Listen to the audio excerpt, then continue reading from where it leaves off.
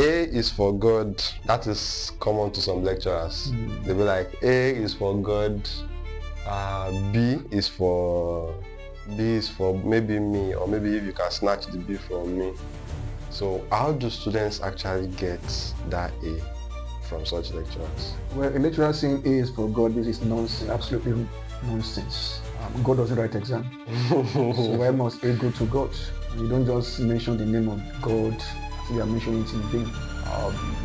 Personally, I do tell my students, if you fail my course, there's no other course you write that university that you pass. If you fail my course, there's no other course you write in university that will make you pass. There's only like A is for God. Every year, over 600,000 students graduate from higher institutions across Nigeria, all with dreams, all with plans, all believing that life after school will be automatic. Then reality hits, like a Ferrari crashing at 250 kilometers per hour. No one told them about the silence, no one warned them about the prayer. No one prepared them for the weight of expectations.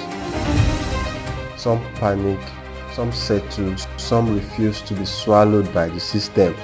They adapt, they innovate, they refuse to be statistics. They know the truth. The certificate may just be a receipt.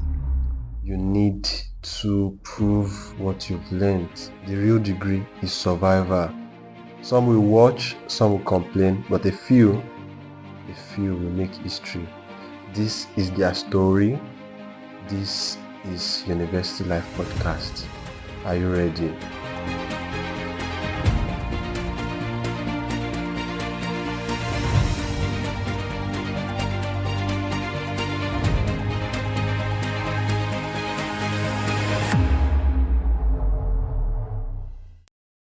Alright, so we are good to go. Okay. Yes. Good morning. Doesn't have to be morning. Hello everybody, my name is Olaoye and this is University Life Podcast. Thank you very much for joining us again. And on this special episode, we're going to be having somebody very special from my school. You know, I've always been complaining about EXU, but one thing led to another. One of my lecturers got to know that I'm into podcasting and he showed interest. So we have one of my lecturers from my department on seats today. Thank you very much for joining us, sir. You're welcome. Yes, sir. So please, sir, can we know you a little bit better? Thank you. Like he rightly mentioned, I'm a lecturer and I am Dr. Olusola Johnson Adedeji. I'm from Ekiti State. Specifically, I'm from Ikore local government in a town called Okeayedu Ekiti. Wow, Okeayedu. Okeayedu Ekiti, where I'm from. I had my academic-wise on my educational journey. I had my primary. In fact, I schooled here and there. I had my primary school in the East, Akwa Ibom State. My secondary school, I had it in here in Ekiti State, specifically Ishon Secondary School, Ishon Ekiti. You remember that's the town of the former governor of Ekiti State, Dr. Fayemi. And then from there I proceeded to the University of Benin, where I had my first degree. From University of Benin, I went to the Lagos State University for my master's degree. And then I rounded it up with a PhD from the one they call the Obama University, the Great Ife, the Obafemi Awolowo University. And then I studied an environmental science. I'm pure an environmentalist. And from there, I'm here. I've been here running the PhD program. I'm here in Ekiti University. I've been a lecturer for some time here in the Department of Geography and Planning Science, Environmental Management option. That's a little I can say about myself. What actually inspired you to become a lecturer, sir? Many things. One, I was trained by a teacher in my primary school, so I lived with a teacher. She taught me. Then my aunt, my mother's younger sister, she taught me. I lived with her. Then when I left, I went to in the secondary school. I lived with my father's younger brother, who was also a teacher. So that's just the route started that way. And then I also like learning. I just want to know something new. I like impacting knowledge. From there, immediately I finished my secondary school. I started teaching my nearby private secondary school in my town. So I loved impacting knowledge. So this inspiration moved me that no, at the end, I will either be two things, either a medical doctor or an environmentalist. But in all, bringing them together, I will teach. I want to impart knowledge to people. So that's why that inspired me. I started searching for knowledge. It has been challenging. So that was what inspired me to be a teacher. Growing up with a teacher itself or a lecturer, growing up with two different teachers who trained me up. Yes. So that was inspired me actually. I think it might not be general knowledge before now, but I think now it is more common to think that our childhood actually plays a very big role on our future career paths. So what is one thing you love so much, or what's your favorite thing about teaching students? Like I said, I love impacting knowledge. I just like impacting knowledge, and then when I do that, there's this joy in me. You know, when you whatever you are doing, when it becomes, if it's your passion, if you enjoy your passion, it becomes fun. Yes. Just like these footballers, they like playing football, so it becomes fun, and this fun is bringing them money. So I just like it's fun. Teaching to me is like fun. So because it's my passion, I make it a fun. And since I make it a fun, it makes it easier for me. So that's me impacting knowledge to the younger ones coming up. So what motivates me mostly is that when I come to class and I see students wanting to learn, it moved me. And that's why before I come for a class, I always tell the students before the next class, this is what I'm going to teach. So I wanted to go prepare very well. So when we come around, they start. I love students who want to ask questions from what I have not taught. So these are things that inspires me. It inspires me to learn more, to read more, to research more. Okay, but about what you just mentioned, you said you like students who love to ask questions about things that you've not taught them. But how do students know that is the type of person you are? Because the general university system or the general unwritten rule of the university is that when you ask lecturers some certain questions, they think that you are undermining their authority, or you want to maybe embarrass them in class. No. It depends. That's why I say that before my next class, telling the students, this is what I'm going to teach in next class. So it will inspire them to read more. And that's why I do tell them, whenever you are writing my exam, my paper, go beyond what I gave you. Go and get more information here and there and there and there. Push me, bring something new. I want you to bring something new. Because I don't know, I can't remember why I said a teacher gave an exam and they said the student cheated. They all wrote the same thing. So now it's like, why would you write the same thing? It's not the same notes you gave us.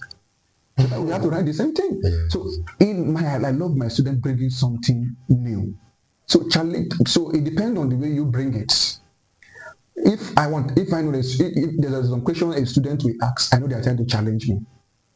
But as a teacher or as a lecturer, you must be accommodating.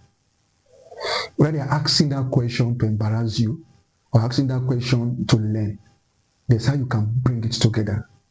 Answer that question. Oh, maybe as soon as they're going to embarrass you, say, I know you want to embarrass me, Abi. You play with it. Yes. I know you want to embarrass me, Abi. You cannot embarrass me. That's why I'm your teacher and your lecturer.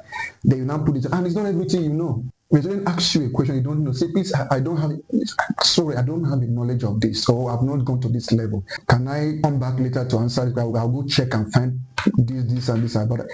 And if I know that the student was asking me to embarrass me, then I can put it to the student and say, okay, please, can you help us? The most important thing that you synergize, you synthesize.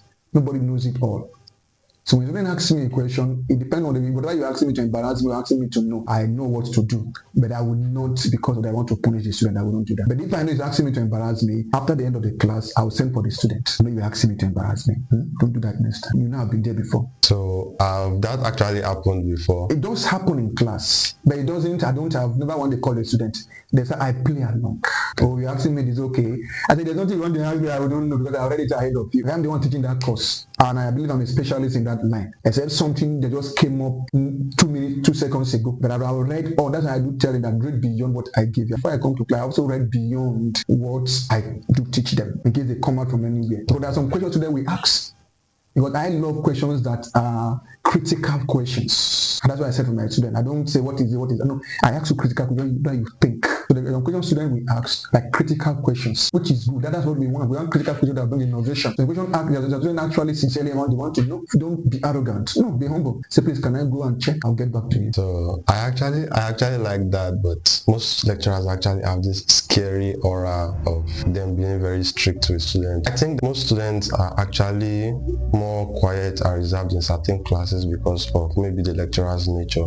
Is there any way you think a student can become closer to such lecturers? Very easy. That's why a lecturer himself, when the student be afraid of you, you're not a devil. You are not with two horns. Why should be afraid of you? You should make your students your friends. But there's limits. There's limits. You make the student your friends. And how do I make my student my friend? I love when I'm in the class, it's a participatory class. Everybody should say, no student is a dull student. It's a dull student. No. Let them participate. When I teach, I don't care if I say that you are finding it difficult to speak out, speak your language. Either your Yoruba, speak it. So a student should not be scared of a lecturer. Why must they be scared of a lecturer? And if there are lecturers who want people to be scared of them, that is not the best. Rather than to pretend to be scared of, let them respect you. Respect is what the lecturer demands, not to be scared of. If they are scared of you, they are losing interest in your subject. Here there's a student who loves that your course, and you present yourself to be scary in nature. They will lose it. Parents are going to build on that for the future. And they're asking, no, scared of you. Make them your friends. There's a boundary. But let them be your friends. Let them enjoy coming to your class. You know, when I was in secondary school, there was this teacher who taught me chemistry, a blessed memory. And whenever it's time for him to come to class, one of my secondary school classmates called me yesterday. His daughter is trying to come into one of this university. I think it's different university here. And I remember those days, whenever the chemistry teacher is coming, everybody will start jumping the window. Everybody will start running away. There's only 3 of us, about 5 or 6, 7, and it was scary. He made it to be scared of him. But I wasn't. So now you don't scare your students away. Be their friends. Be a father to them or be a mother to them. Thank you very much for the advice. I think students are going to know the best way to approach such lecturers from this. So what is one memory from your university days you'll never forget? My university days? There are so many of them, but let me look for one. Maybe when I was on that level, I can't remember now. It was not even embarrassing. I can't say when I was embarrassing. I left home from Ekiti to Benin with only one trouser and one shirt and one shoe. So, and that trouser was the color of the university gown. So every time I will watch that, I will come to class because I did a science-based course. I'll leave in the morning. I'll come in the evening after class. I'll go and wash that trouser, wash that shirt, and the shoe. Because there's this canvas shoe that you can wash. It won't get dry. Wear that same to class every day. I'll be smelling in class. It was actually embarrassing. Not that there was no place, but to go back from Benin to Ekiti, it was then on those states to me. It was far. It was also embarrassing. Another thing again, I remember when there's a course we call biochemistry. So one day in the fellowship, I was reading. So when I read, and we call it half-pass biochemistry. It's as big as this, bigger than this. So I was reading that thing. You say? The book is not showing. Do you want it to show? No. Okay. If you want it, it was bigger than this. So I read and I slept. It was in the fellowship library. So as I slept, I laid my head like this on it. As I slept, I didn't know when saliva, saliva came out from my mouth and covered the whole book. Wow. And tore the book. because I wanted to do. I saw my colleague, they were reading in the night, so I said, I can also read in the night. One lady was beside me. She's a medical doctor. She just tapped me. Okay, see saliva. This thick saliva all over my book. I just tore the book into me. I closed that night. I closed it. From that day, I stopped reading in the night. That I understand. I don't just read in the night because I want to read. So most of my readings are always in the day. During the day. 7 o'clock. I'm off. Even till now, 7 o'clock, I sleep off. Okay, wow, that is It was embarrassing. That's embarrassing. Yes. Okay, so if you could describe your ideal student in 3 words or in a few words, what would they be? Yes, I love students who are humble. I love students who are hardworking. I'm not hardworking, smart working. Some people are hardworking, they are not smart working. So I love students who are humble, smart working, and innovative. You know, a father was going with his son. He saw a man pushing a wheelbarrow. Told the son, you see that man? He's hardworking. And I don't want you to be hardworking. He's smart working. How many will come? How much will be? He's smart working. So I love students who are humble, smart working, and innovative. That's actually very deep. Yeah, I hope. What can students facing harassment by lecturers do? This is actually something that is very serious among students that they find it very difficult to talk about when it comes to authorities that can assist them, and it is mostly common with female students. So it depends on the type of harassment, and if I'm mentioning harassment, mostly I'm talking about the ladies. Yes. And it's common. It's not in the university system. And people, like, when they hear from the university, they start hitting them. University, those lecturers, we know them. It's not because these are one. Because in the university we don't tolerate all those nonsense. When it happens, you are brought out. It happens everywhere. But when it's the university sees happening in the university, they will see different newspaper, different this carrying in this or that happen in this university. They all face it. Even we also face sexual harassment. I have faced sexual harassment.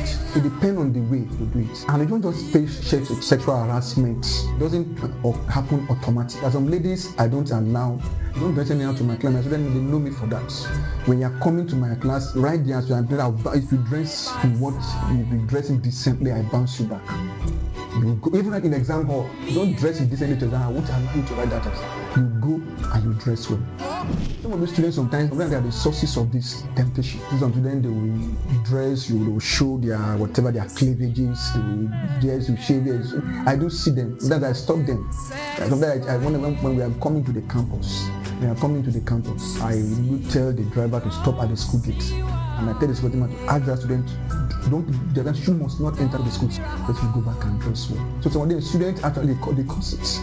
Perhaps you want more marks, do different ways to sexually reduce your lecturer, especially the female folk. It happens to the male, but not too pronounced. So these are the ones who does it. But at the same time, there are some students who actually they are decent, they are everything, that they see face sexual harassment. Be wise. That's why we have units in the university. We have units in the university. Counseling unit, the gender, whatever the gender unit. When you know that you have concrete evidence, don't keep it. Go to the gender unit, report, so that every series of events. Yes, I don't hear something. If you don't do this, I will pay you. You will come back next year, you do this. The gender unit, when you report to them, they will start following you up until there's any bad eggs among the lecturers, among us now. Then we'll fish him out. The university doesn't do things like that. Don't just come and there must be concrete evidence. Or we heard so many lies from students which are not actually true. We heard why that never happened here. At the end, it wasn't true. So when students are facing sexual harassment, they know that's why we have units. And that's why whenever the new students they come into the campus, we have orientation for them. And these are the divisions, the sections that will help you. So when you are facing sexual harassment, you know you have concrete evidence, please report to the gender unit through your head of department. And be very careful who you are reporting to. The person you are reporting may be the friend to the person who is harassing you. Yes. And it will be another big problem. Yes. So the best way to do this is start from the gender unit, or better, you have a union, a student union. You start from that student union, not even the departmental. You start from the student union. From there they will start the following. Okay. Thank you very much, sir. Because I wanted to make reference to what if the person you want to go and report to is in connection with that type of person, and when they tell you to go and get evidence, the person has already reported you. So it's just going to, you're just going to end up failing that course over and over. Yes, because at the end, if you have evidence, there's nobody to support you. You see that they will squash it before you know, big problem. You may not even fail. You may not even fail that lecturer's course. Other lecturer's courses they will fail because now, like, they are ganging up, which you cannot blame them. Why must you give, something that you don't have evidence? But if you know you have concrete evidence, which I have seen. So then we go, whenever I want to upload, so then we put on some, those are what you are doing now. Put the phone, put it on, or use, or then we even use the glasses that have camera that pick all those things, that have things that record all those things. These are the evidence. We will concretize. Thank you. Okay, thank you very much, sir. So moving to another big topic. A is for God. That is common to some lecturers. They'll be like, A is for God. B is for maybe me, or maybe if you can snatch the B from me. So how do students actually get that A from such lecturers? Well, a lecturer saying A is for God, this is nonsense, absolutely nonsense. God doesn't write exam. So why must A go to God? You don't just mention the name of God, so you are mentioning it in vain. Personally, I do tell my students, if you fail my course, there's no other course you write that in university that you pass. If you fail my course, there's no other course you write in university that will make you pass. They don't like A is for God. If a lecturer is saying A is for God, then how did the lecturer never had A throughout his state? There's nobody as a lecturer in the university that have never had an A. It's not possible. At least you have had an A. That means that A was never for God. A was for that person. You can't tell a student. The only thing lecturers do that, why they do that, I want to believe is that they want to push you to study harder. You understand now? See, the man say A is for God. I will tell him that it is the same God I'm praying to. God, they say A is for you. I want it. You don't have to tell God I want this A.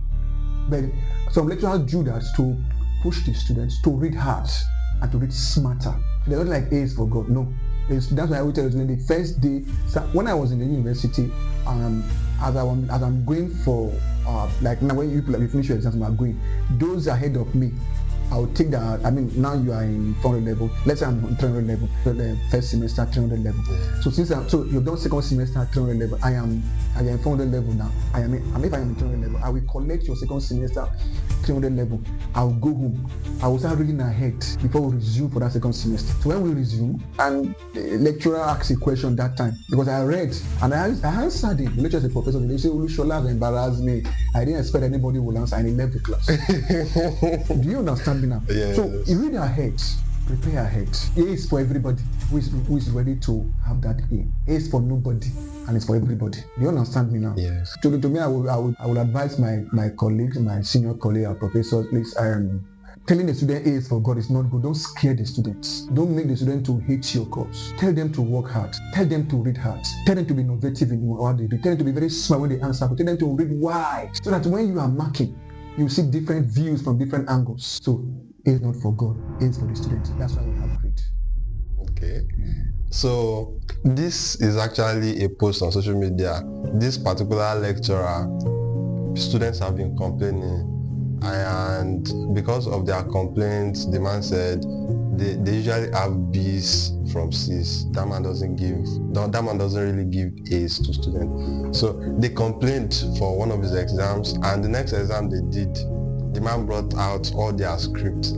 For people that were supposed to have A's, the man started deducting. He started deducting for maybe punctuations -1 till people left that 70 benchmark. So what can students still do? Because once you start having A and B's and C's, it's like some lecturers are intentionally stopping students from having good grades, like first class students. Maybe it's like lecturers are intentionally down marking. No, a lecturer shouldn't do that. That is not good. I am a science-oriented person.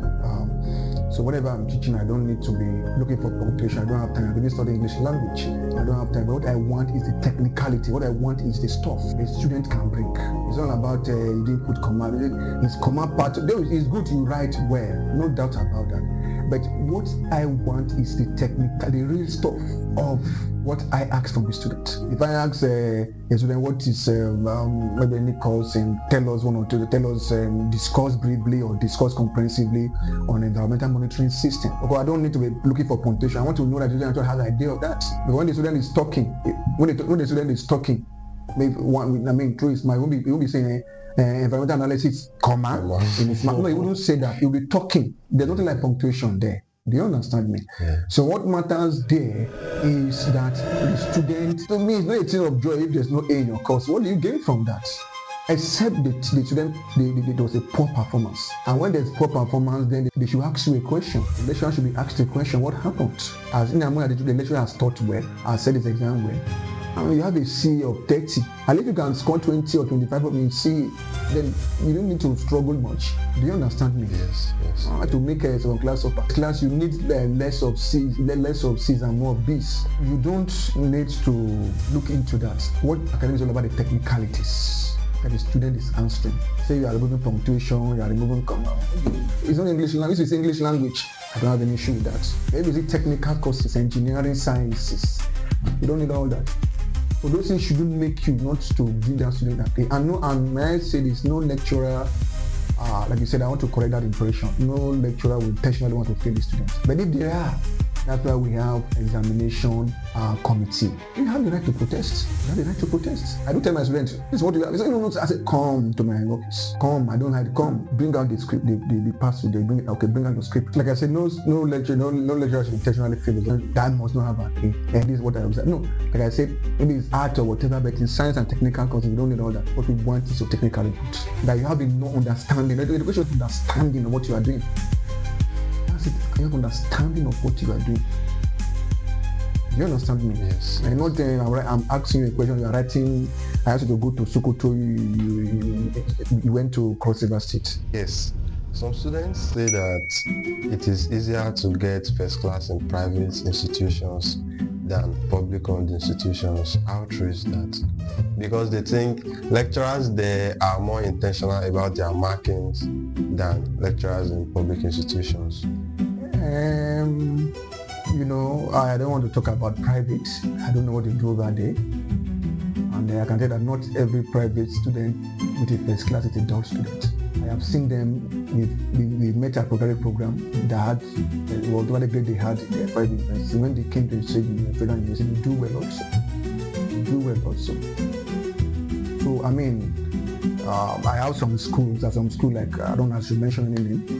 There are some schools here where the students they make the student make the best. Are you saying one of the best universities in Nigeria is a private university? It's a private university. Yes, it's a private university. Are you saying the students there are dull? No, they are not saying students they are dull. They are saying that lecturers in public institutions are not giving them. Lecturers are the ways that students can prove that they are actually very brilliant, and it still comes back to downmarking students' grade.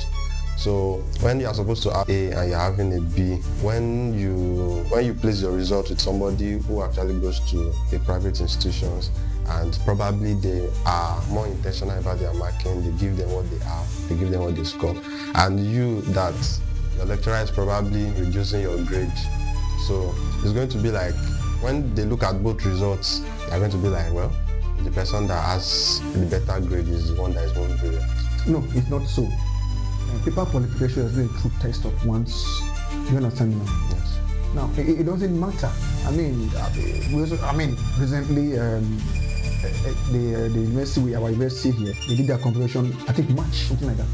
I think they had about 200 first class. Yes, I think about 200 first class. And what I heard, that's not bad. There could have been more. No, whether there could have been more or not, I don't know. But 200 is not bad. There could have been more. I don't know. Of course, there could have been, because I know one of my students, I know that he had an issue in 100 level. So he did write that first semester 100 level exam. So he's coming to write this exam. I'm very sure. At the time I was teaching, I was the best in the class, and there's no how he will not come into first class. There's no how he will not come out to first class. You understand? It could have been more. The reason could be the reason, and there are many reasons for that. The student could be the cause. So sometimes we need to hear here and there, not hearing in one place. It's not, hey, is that lecture? No, it's not that lecture. It's not. It may be the students.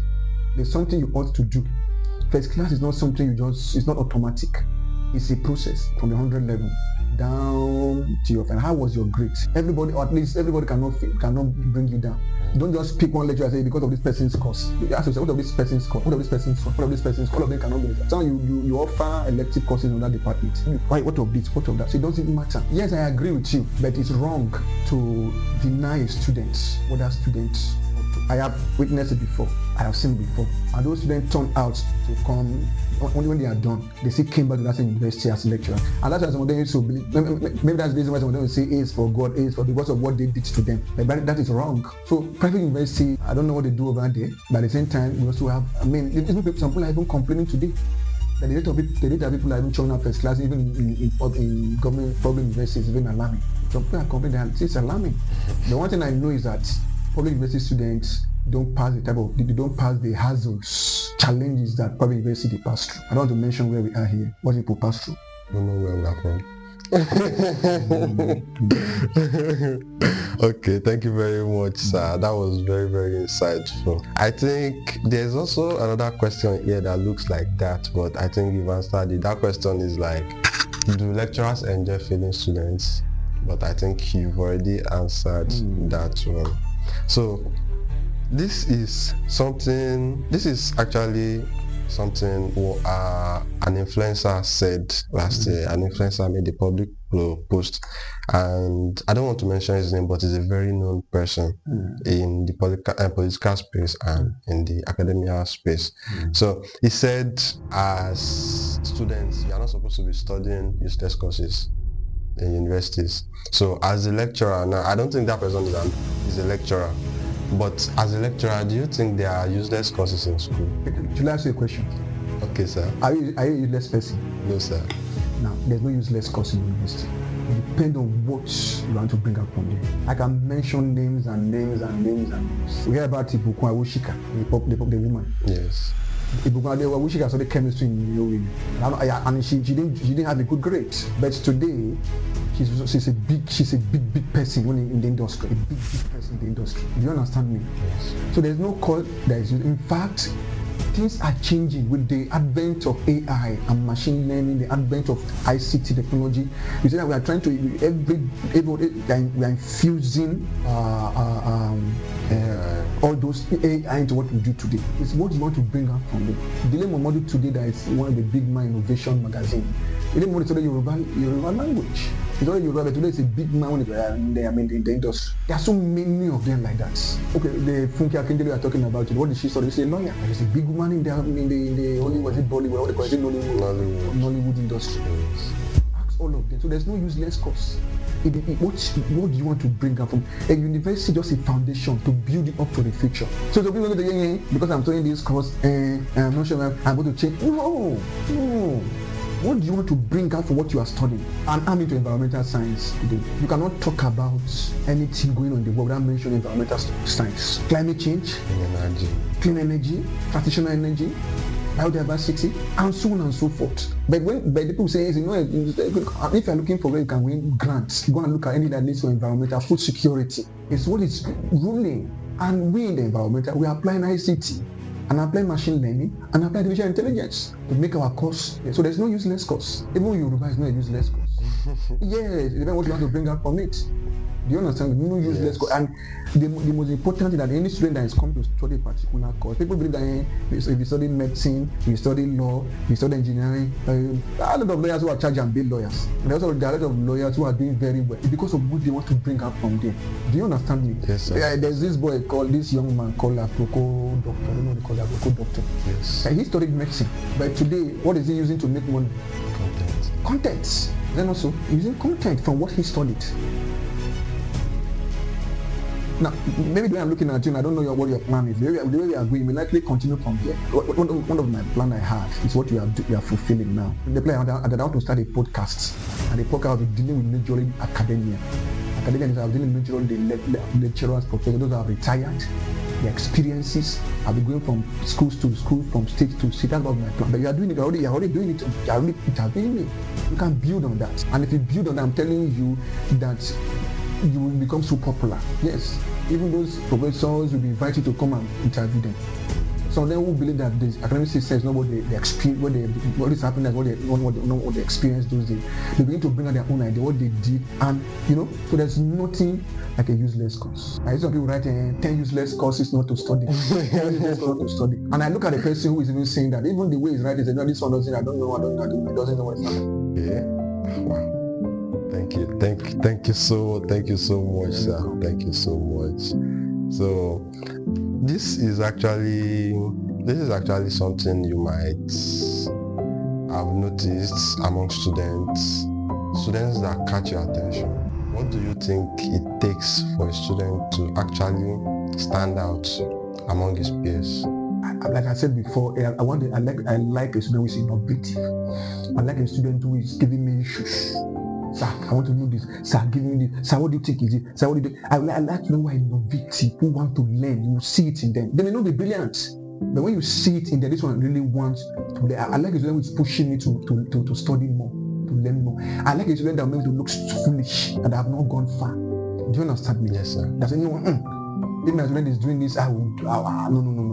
These are the students that stand out. For me, these are my standout students. And education has gone beyond. I know a student who want to learn something new. No, yes, it's your academic, but bringing something, you've learned it. And ICT was not. ICT was for those in computer, what they call, but it's for everybody now. AI, machine learning, it's for everybody now. So I want to be like me now. Now I am a lecturer. I'm using machine learning and AI in my research work now. Yes, there's a grant I won recently. I'm applying machine learning and AI and remote sensing GIS to carry out that research work. I won the grant recently. Do you understand me? Yes. So I love standout students who want to learn something new. I don't like la cram, la poor, la forget students. I don't like it. No. So imagine you woke up tomorrow morning and because of some cosmic abnormality, you found yourself getting ready for school back in your 100 level time. How are you going to navigate it? And how are you going to stand out? Knowing everything you know now. Like keeping your memory and everything now. You wake up as a younger self. How would you navigate university? Can you ask the question? Let's go now to... Okay. You woke up tomorrow. Or let's say you woke up this morning with in your younger body when you were in 100 level. You woke up as your 100 level self. Yes. How are you going to, like, this is your first day in school. How are you going to navigate school from there, climb the ladders, know people that are important, know people that will help you? Now, you see, I make friends. If you are my friend and I cannot benefit anything from you, I cut off that friendship. Friendship is all about benefit from me, symbiotic in nature. Now, in my 100 level, when I was in university, I can tell you, even during my PhD class, I can tell you that for a whole semester, I may not sleep more than once or twice in my room. It's difficult to see me on my bed in my room. But there was a day one of my classmates said, "Are you sick?" Do you understand me? Yes. Now look for people who will push you to the work. Look for intelligent minds. That's why we have what we call tutorial in the university system. In my other level, one day I was sleeping and a senior colleague of mine, a medical officer of blessed memory, he was like my university, I was staying with him. So one day he said, "You are sleeping." He said, "Go and see what is happening." So I went to the university building. I went out from the dormitory or the hostel to where students read, and there was no light that night. I just saw a candle. I thought they were doing a procession. I didn't know that people were reading seriously. The one Yoruba call Mubanoje. So I took up the gauntlets. Do you understand me? Yes. And I started reading. In fact, even till now, I cannot do anything without reading. The last time I went to the toilet was yesterday, and I read. So in the toilets, I read. May I tell you something? I don't know how you put it. I don't know. When I was in the village, because where we grew up, there was nothing like toilets. We do what we call short put in the bush. Whenever I go to do that in the bush, and I see people, some people will use newspaper. When they use it to clean up, whether something is fresh or especially the fresh ones, where I'm doing what I'm doing, I will stretch that paper. I will read what is there. So when I got to university, it wasn't new to me. I remember I grew up in the village. It wasn't new to me, but I was a bit relaxed when I resumed. So even though I woke up today and think of my yesterday. I say I love my yesterday. It's the yesterday that I did, I still keeping me till today. As even you as a student, I think I've challenged you in class before. You cannot read the way I read. People cannot read the way I read like student. I'm not a student, but you don't read the way I read. Yes, you don't read the way I read. I'm serious. I'm here because I'm attending to this. I want to attend to my master, the PhD. I want to after the upgrade seminar. I'm coming here to my system. I'll start working. If I know say there's no light, I'll look for where there's light. I'll start working. I can work from morning sitting down till night. Yes. So if I woke up today and think of my yesterday, I will still do what I did. That is, my motto is read, and die. That's my motto. Yes. Wow. Yeah, that's my motto. That is unique.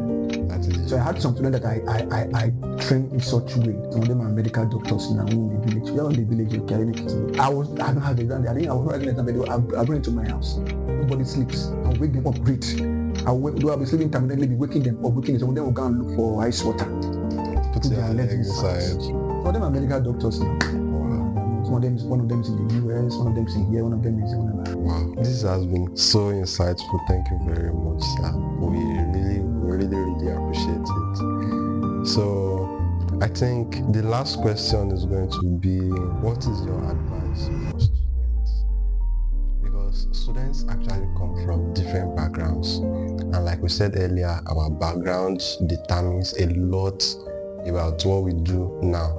Because there are some things that has happened and they are not really in the conscious mind. They've been so ingrained in us that they are stuck with us in the subconscious. And whether we like it or not, those are the things guiding the way we see life every single day. So what is your advice to students who want to have academic success, but maybe for some reasons they are not brought up in certain ways that is going to encourage what they want? Yes, no matter the background you are coming from, whether you're coming from the village, you're coming from the city, you're coming wherever you are coming from, when you get to university system, all of you are the same level. Don't believe anybody better than you. Do you understand me? Yes, background matter, but mostly doesn't matter. See, when I was in university, my classmates would call me prof. I don't know why. When they asked me, but I used to use one thick eyeglass, like bottle like this. Do you understand me? I came from a program. I went to Asian Secondary, according to the Asian Secondary School then. But the issue that when you get to a university, like for example, a university system, now don't believe anybody better than you. You are all in a neutral playing ground. Do you understand me? And that's why you need. So I say you push yourself that I'm going to get it. I'm going to be this. I have always wanted to be a lecturer, but how I would go about it, I don't know. But the desire was there. When I was in Lagos, I was working. I left. I will leave my place of. I'll take permission. I'll run my masters in Lagos at Lagos University. I'll go to work. If I go to level, I had to resign to focus on my masters, because for you to be a lecturer, you must have all these the processes. Yes. My masters, my PhD. Do you understand? Yes. So after my masters, I got another work. Even that work that I got, sometimes I was hardly always around, always traveling. But because I still wanted to be a lecturer, I was doing well there. I was even doing better than the money, financial wise better. But because my desire, my passion was to be a lecturer. As I was working there, I was doing another PhD program. Even when I was at the verge of completing the PhD program, something happened. I couldn't finish the program. I left there. After many years, I still went back again. That this PhD I still wanted. I went to University of University. My colleagues, they all have their PhD, but because of the passion I had, that's why I still went back there. I had that PhD, and that's why I'm here. Now, I believe that I can do it, no matter my background. I believe I can scale through, no matter the challenge. I've had challenges, of course. My masters have been attacked. My school fees seized from me when I went to play my school from my aunt. I have been, after 2 years of my admission, that I have one round of my PhD program, they stopped me. They may stop your physical speed or your physical. Don't allow them to stop your spiritual vigor, the strength, the resilience, the toughness, the perseverance. There's nothing you cannot be in life. Nothing you cannot be in life. The you in you is what will determine what the you in you will be. Do you understand me? Yes. So when you get to a university system, forget about your background. All of you are playing in the look at people who are. Let's take, for example, the former vice chancellor of the University, Samuel Ibandile, here, the VC of Anchor University, there in Lagos. He grew up in one village in Shamudu here now. He went to the University of Benin, where there are many eggheads. brilliant people. They made the first class because they were all playing on the neutral ground now.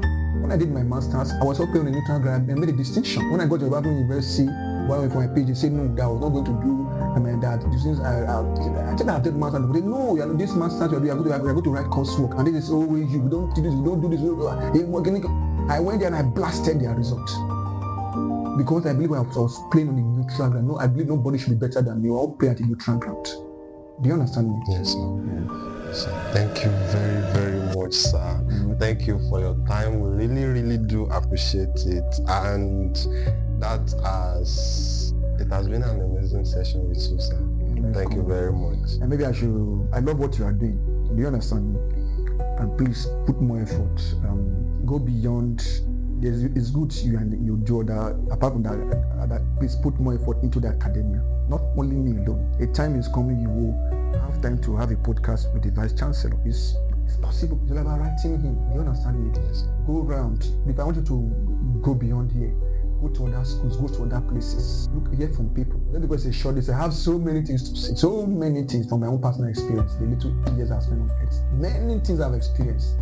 You don't allow anybody to kill or fight your spirits. Even when you, because this is to you, this is passion. And if your passion becomes fun, brings money. So take your passion to be fun. You understand me? Yes. You don't give up, continue, and then continue to be visible online. For your people will start, calling for you, this or that. I just pray that God will help you. Amen. Thank you very much, sir. Thank you very, very much, sir. So, it has been an amazing session here with Dr. Olusola, and I hope you guys have actually gained a lot of insight from the perspective of a lecturer in this known school. So thank you very much. May I please, before you say, thank God for the university where we are, Edekilise University. Of course, it's the best university in Nigeria. I hope you are aware of that. It was just rated last. Yes, it was rated last year. Because like I said, it's a process. Yes. Before it was a particular number. Yes. And we are not going to leave it for another person to take over from us. We are working very hard to make it the best university in Nigeria and the 12th best university in the whole country, both federal and state. So nobody should not be afraid. We are one. In fact, we are like a community. That's the truth. I know some universities, we go there, you are afraid. When I was your sex, to even knock at my lecturer's office, if a lecturer entered our office, he said, "God, get out! You are wasting my AC." I know. They're all retired now and then, but we don't want to build on that. Yes. Wow. Thank you very much, sir. Thank you so much for your time. And I'm glad that what actually led us here. Yes. No problem. Thank you very much. We'll be happy to have you next time. Yes, sir. Thank you very much. Well done. Maybe you can also interview that people and look at their own perspective also. All right, sir. Thank you. All right, sir. So guys, thank you very much for listening, and I will see you in the next episode. Bye-bye.